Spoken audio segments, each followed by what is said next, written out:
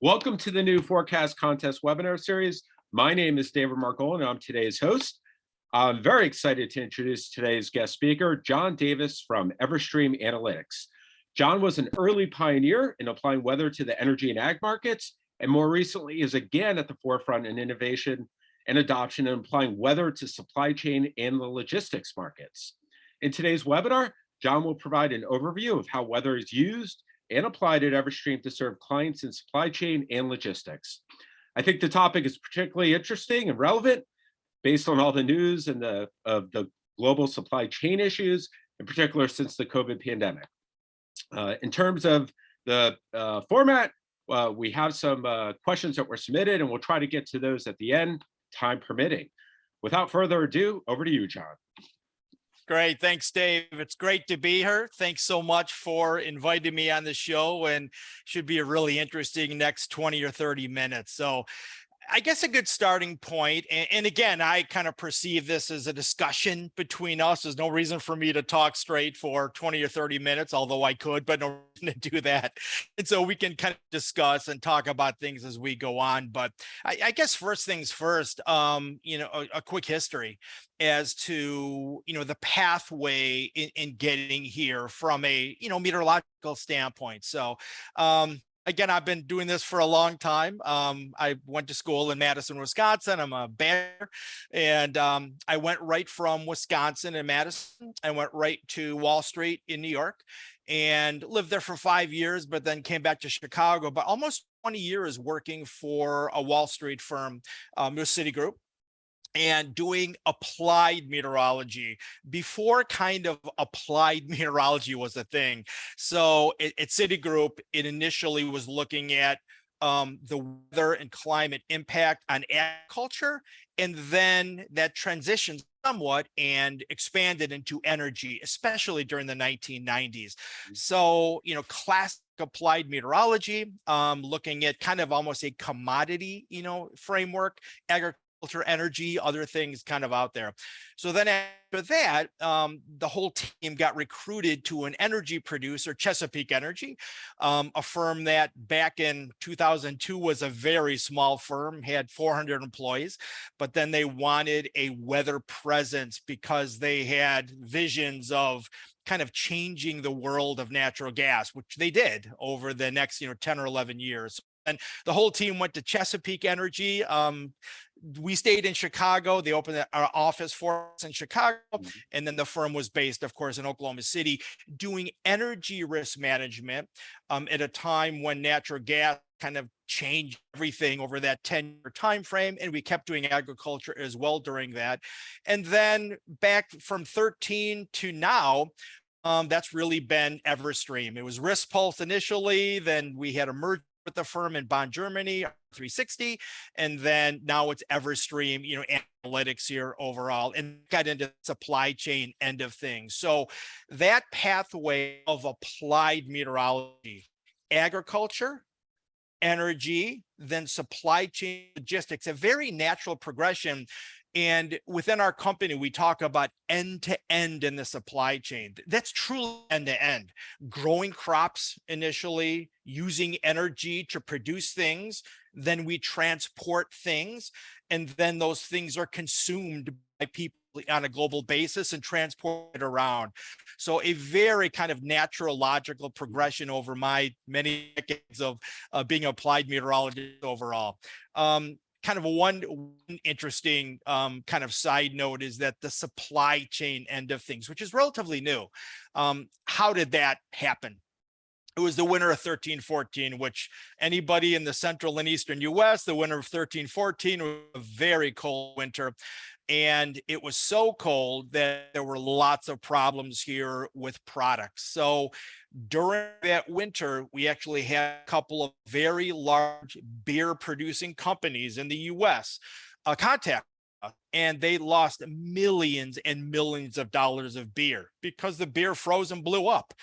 Kegs and bottles and cans, sitting at stops, sitting in production facilities. So they came to us and said, we can't have this happen again. can you look at the prediction of cold weather so we can avoid some of that risk and not lose millions of dollars of beer as it freezes up? So that's what started that whole arena, was beer, actually. And not being able to deal with the risk of beer freezing in very cold winters like 13, 14. And then that just grew and grew and grew over that next 4 to 5 years and continues to grow here today. So that's a quick history of of getting from here to now, but it's all end to end. It's all during the entire process of producing, transporting things, of consumers buying things, the whole process of getting a product from a farm field to your fridge or to a restaurant, things like that overall. So Well, I figure there would have to be a connection between beer and Chicago with all of this, so that makes sense. and there is, yeah, beer and I go way back for many different reasons, so just good. I think another interesting thing is that when we think about supply chain, what do our clients want? Like, kind of how does it work overall? I think two examples are good. One would be event driven. Of course, extreme weather events are increased globally, and extreme weather events, what we call disruptions in our world, are a huge deal in the supply chain. So when you have a disruptive weather event, things kind of shut down, and that can reverberate around the world. Kind of an example of that, one example, kind of a classic one, is a hurricane hitting Louisiana, for example. So it's one of the things day to day during tropical season, whether it's the Atlantic Basin, whether it's the Westpac. China's hugely important in obviously good movement and port closures, things like that. And so, but looking at Louisiana, an example of a hurricane, we're looking at that basically every hour, as to looking at the timeline of disruptive events. And when we think about supply chain disruptive events, for example, let's say a hurricane's hitting Louisiana, the port of New Orleans. When are things going to shut down at the port of New Orleans, the biggest agricultural port across North America, especially of the export program, getting crops, from the US out there. So we think about things like that, cargo airports, whether that's Houston, one of the big cargo airports out, when will things shut down? When will transportation begin to shut down? So those are the kind of things that we're looking at and applying the knowledge we have and looking at that, and as when things will begin to be impacted, whether it's airports, ports, transportation, lanes, rivers, how will the river barge system begin to be impacted, and how does that affect the supply chain, not only of our clients, but of our clients' clients. If there's a stoppage in, let's say, a product going to production site X and it's going to be stopped, that affects the company that's producing, X. So weather driven events and being able to predict that, the specifics of it, when operations are going to shut down, when they're going to open up, is as important. And to looking at those disruptions and being able to mitigate some of the risk in those overall disruptions. It's certainly one of the things that's at the forefront. And with extreme weather events becoming more common, that is something that is on the forefront of kind of what we do and what our clients have an interest in. Another example would be more the day-to-day, and looking at weather, atmospheric condition, and how that affects the process. And here's an example of the process.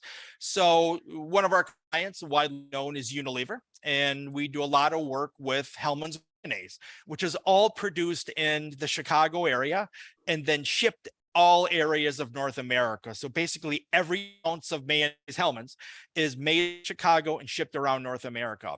So they have decisions. It's a very perishable product. It can't get too hot and it can't get too cold. If it does, it separates and then you have to throw it away. If people, pick that up on the shelf and it's separated, they're not happy. So you have a whole customer, situation where they're unhappy, or if you have whole trucks that separate, then you have to throw all those away, a big money issue financially for a firm like Unilever. So one of the ways that they use us is in their transportation. So they produce their mayonnaise, they have to ship it. It's usually by either rail or by road. So they go trucks or they go on rail. So they have a decision. So we route all of the routes that they have across North America are in our platform. And so we look at the temperatures, every couple of kilometers on every route across North America, and we look at the temperature thresholds. And with that, and much of this is automated, then our platform then tells the transportation experts at Unilever as to what kind of transportation they can use under the circumstances. Let's say that a truck is going from Chicago to Los Angeles. There's a couple of different routes that you can take doing that. Then we will look at the temperatures at a very granular situation, the entire route, and then we will put out recommendations of that. Again, most of this is done automatically. They can go what we call dry. In other words, there's no protection. Can use blankets, which offer some protection on the product, or go refrigerated, which is called a reefer. But reefers are very expensive. And so anytime they don't have to use a reefer, that's good because they're saving money on that route going on. So their routes are sent to us. They're put in our platform.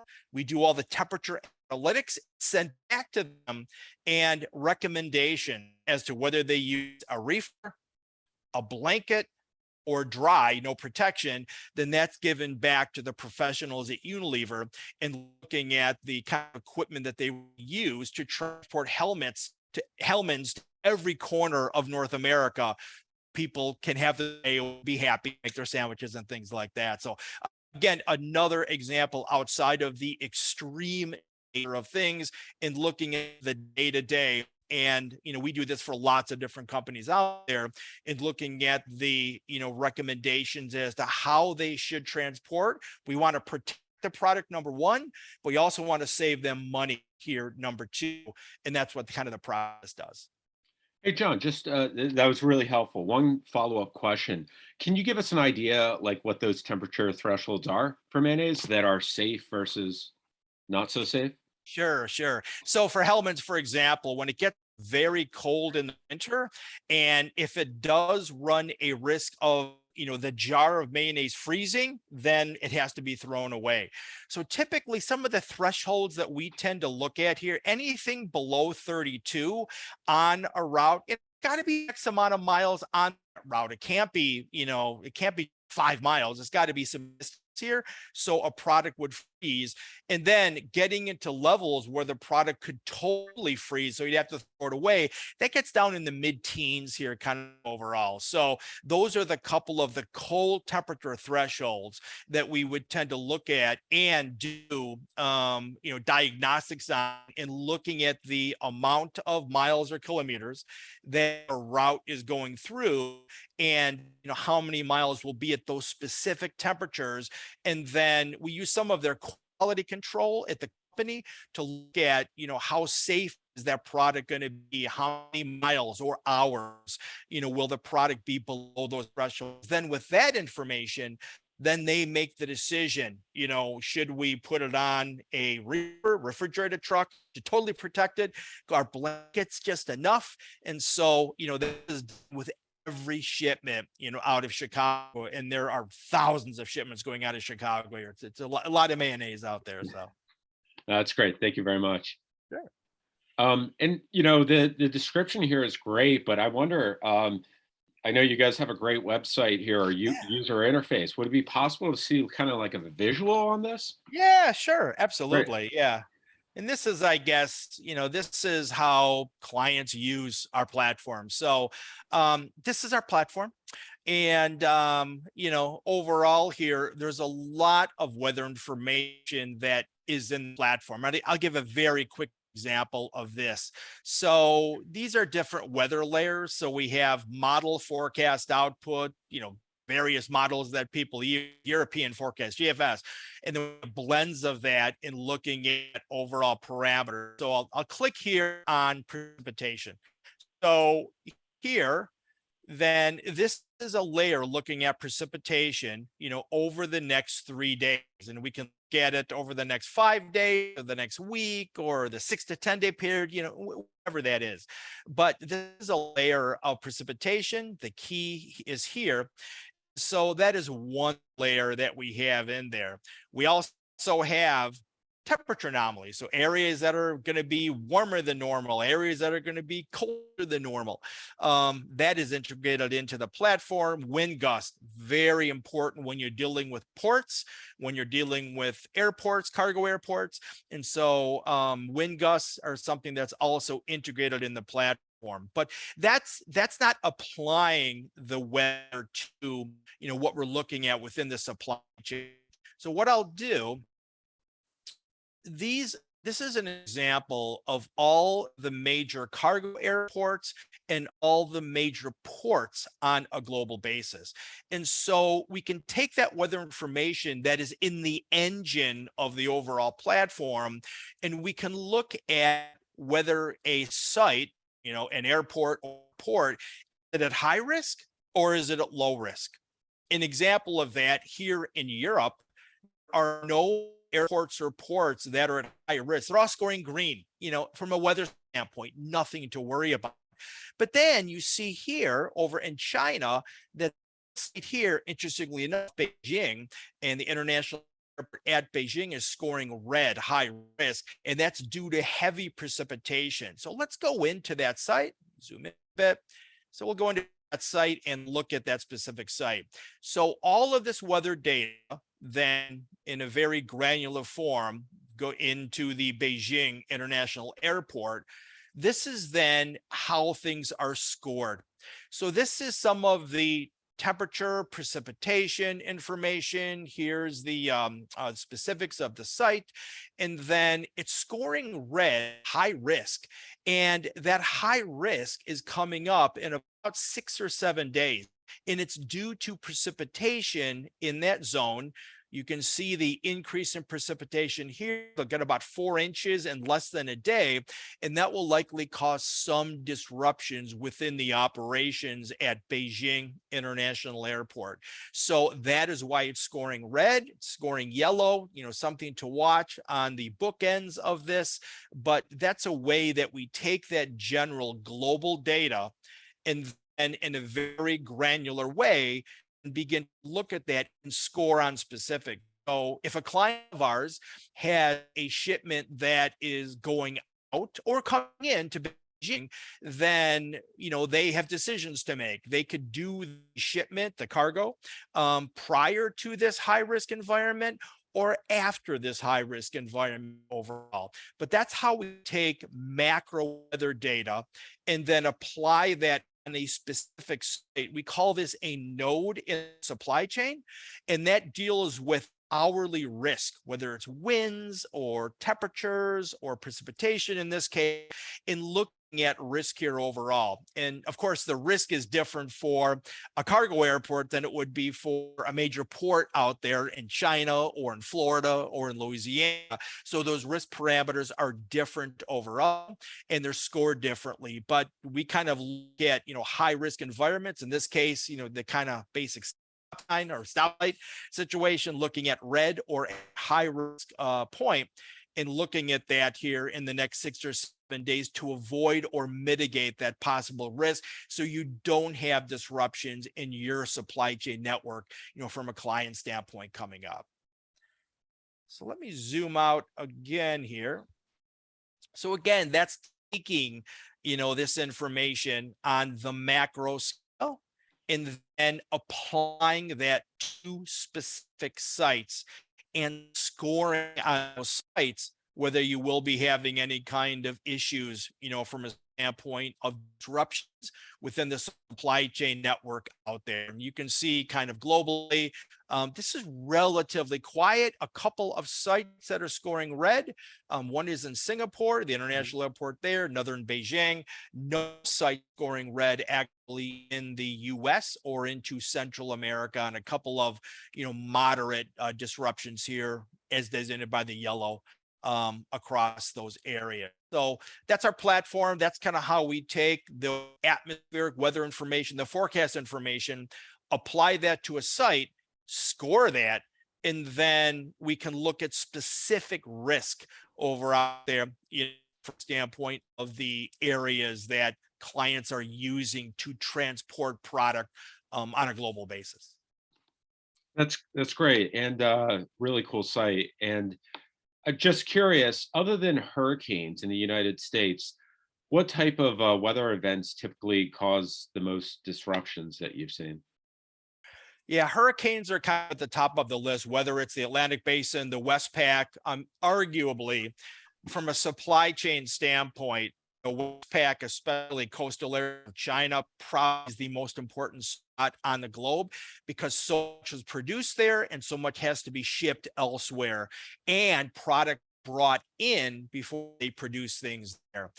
So I'll give you an example actually within the platform here and now, real time, as to look at some of the other items that are having impacts. Mhm, We put out things called watchtowers, which is what this zone is. And over the last 2.5 weeks, this zone has had major flooding, mhm. not tropical related. It was not a typhoon that moved into China, but extremely heavy rains and also extremely heavy rains in Bangladesh and then some areas of adjacent India and Bhutan. So these are items that we alert our customer to into looking at major issues and problems coming up. So flooding in China, flooding in Bangladesh, and both these areas have had major problems. Unfortunately, many fatalities and roads washed out, major disruptions across those areas. So flooding is a very big issue in different areas of the world. Wind events, extremely important in the winter. Think of, Northwest Europe or the North Sea, some of the big windstorms that we tend to see across those areas that will literally shut down all transportation operations in portions of Europe, in the winter. Of course, heat events also quite important here coming up. But yeah, any extremes or anything terrible, unusual, winter storms or Easter, and with the bias of population in the eastern US, of course, that shuts down everything for days. That's a big, big impact. So anything extreme out there from a storm standpoint, temperature standpoint, extreme cold, thinking back 15, 16 months ago, the cold in Texas, that is still having ramifications. The big polar vortex freeze back 15, 16 months ago, which impacted Texas. So huge ramifications global in an event like that. So, but in answer to your question, David, anything on the extreme standpoint, temperature, precipitation wise, storm wise, kind of out there in specific areas. And the impacts are in an area, but those ramifications are far reaching, well outside of the area when you're trying to ship things or get product brought in to make things in China, and things like that. So That's great. And we're almost out of time, but I just wanted to ask one more question. And if this is out of your daily duties, just let me know. But we talked about there's again a lot of talk about COVID causing disruptions in the global supply chain, and more recently the war in Ukraine and Russia. Can you give an example or two of how those events cause global disruptions? yeah, just well, I mean, the most recent one, the COVID, that's just a huge that's like an hour show unto itself. Right? But like, for example, the Russia Ukraine situation coming up. So when that occurred, again, I'll give an example agriculturally. The Ukraine is like the Midwest US, huge agricultural producer in that zone.